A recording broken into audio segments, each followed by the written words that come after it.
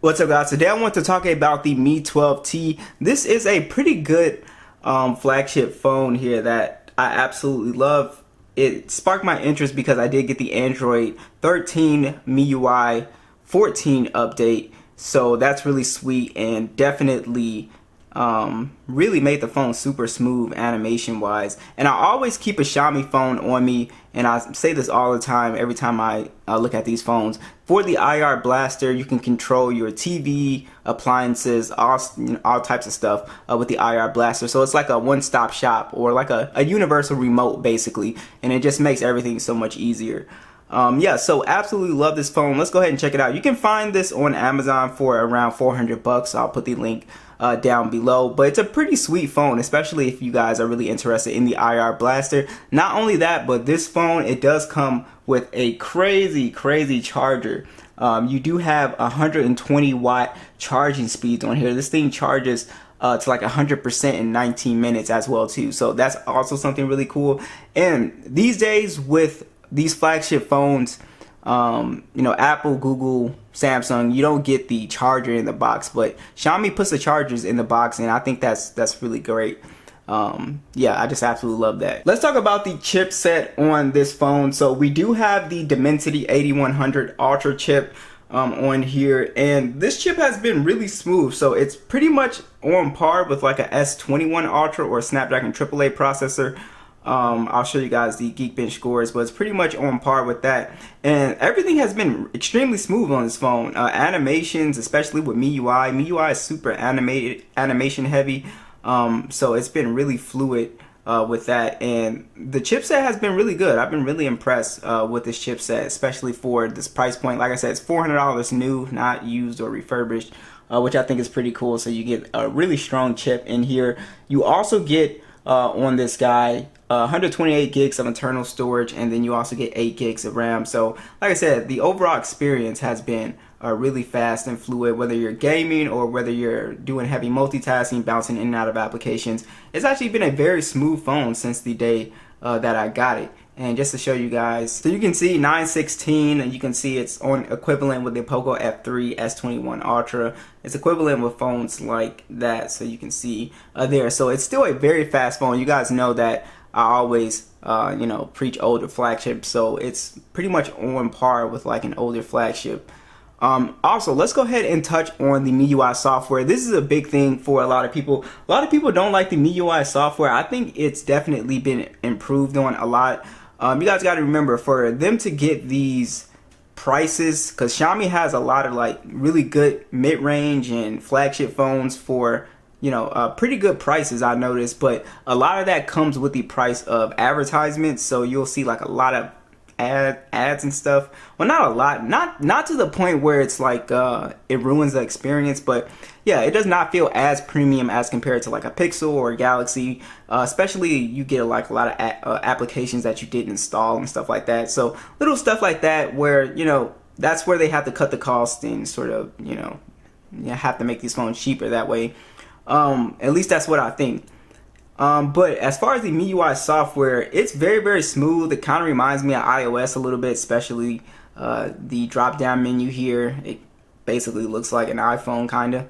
And yeah, I do like the software. I think it's really smooth and bouncy. I don't like the app drawer, actually. Not as much. Like, I get it, like you want to organize stuff, but I don't know, I just don't. Sometimes I feel like I get lost in the app drawer thing, so trying to find stuff. But yeah, other than that, you know, it's a very smooth phone for sure. Like I haven't had any issues performance-wise with MIUI. One thing that I really like about this phone is how they do the multitasking windows. You just get to be able to see more stuff, and then also the floating windows is pretty cool as well too.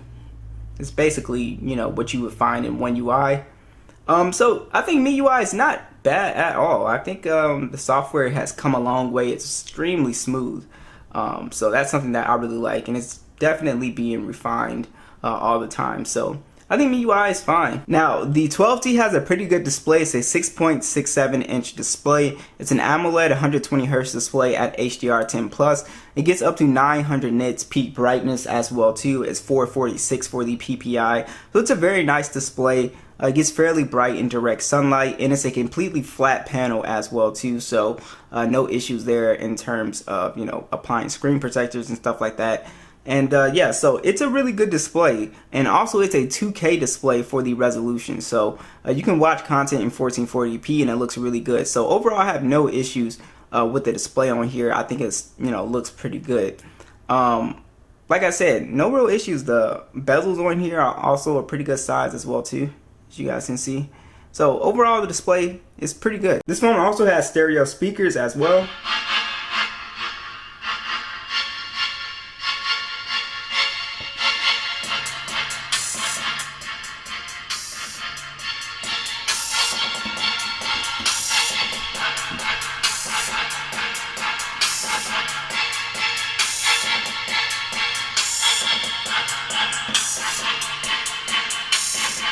You can actually feel the phone vibrate a little bit, so it is pretty loud speakers. So I really like that about this phone. Definitely, if you hold the, or if you cover up the bottom speaker, you still get a pretty good sound out of the top speaker as well too. Also, the vibrations on this phone are pretty solid as well too. You also have a under the display fingerprint sensor, which is very fast. No issues with that. You can also take advantage of the face unlock too on this guy too. All right, so the star of the show is the infrared, guys.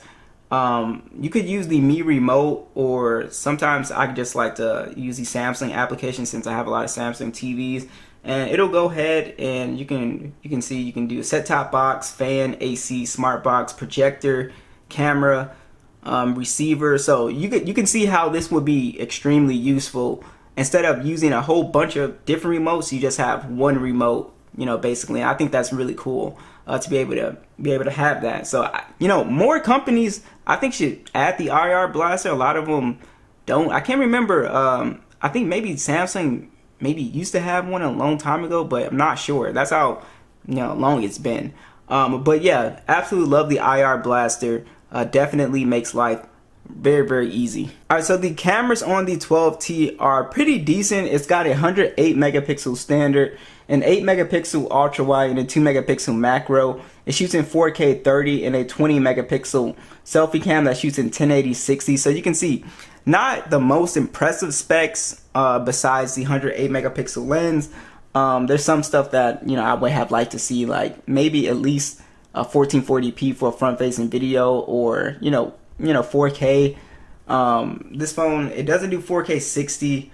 So you can see they sort of, you know, had to cut corners here in this area, so you can only do like 4K 30. But as far as the pictures, just straight up just taking stills, it takes really good shots. So you can see from the photos here, it takes some pretty good photos. I would say put this on par with like maybe like a mid-ranger, like an upper mid-ranger. You know, sort of like a Galaxy, maybe A54 or something like that. It's somewhat on par with that. But the photos, if you're in outdoor lighting, they look absolutely great. No issues there. But if you take it out of any type of good lighting scenario, it still does a good job, but you definitely can tell like, oh, this is not a, you know, this is not like a flagship phone, right? They cut corners a little bit here. But yeah, so overall the pictures are pretty good. The video is solid, like I said. No real issues, again, for this $400 price point. If you want the best camera at this price point, you would probably go with a Pixel anyway, because it's going to give you the best camera. So I would go with a Pixel 7a or something like that. But I think the camera is fine for the average person who just wants to snap and take a photo. Decent portrait mode, decent, you get 2x zoom on here, which is decent. So yeah, so you know, again, not the most impressive camera. It does a decent job, but for a point and click, I think it'll do you know, a good job. Now the battery situation is where this phone shines. So there is a trade-off. This phone does not have any type of wireless charging, but it's got a pretty big battery at 5,000 milliamps. The battery lasts all day for me, so you definitely get well over 6 hours of screen on time with this phone. But like I said, the cool thing with this phone is that you get the 120 watt charger, which is absolutely crazy. So even though it doesn't have wireless charging, you plug this in for like 5 minutes. Let's say you got to go somewhere, you plug it in for like 5 minutes, 10 minutes, and you get like 50% battery back. It's like crazy. So I absolutely love that. And like I said, it comes in the box. You don't have to buy it separately, which I think you got to give it points for that. So yeah, so what do you guys think about the 12T? I think it's pretty cool. So you get really fast charging speeds. You get the IR blaster. I think MIUI software is fine. Like I said, it might not be everyone's favorite, skin, but I think it's decent. And I think the hardware on here. So the hardware on here, it's okay. This is an okay looking phone. I'm not crazy about this color. But as you can see, it looks fine. I really like the camera module on here as well too. But the hardware on here is fine. It's not anything too crazy. But let me know what you guys think, and I'll catch you guys in the next one.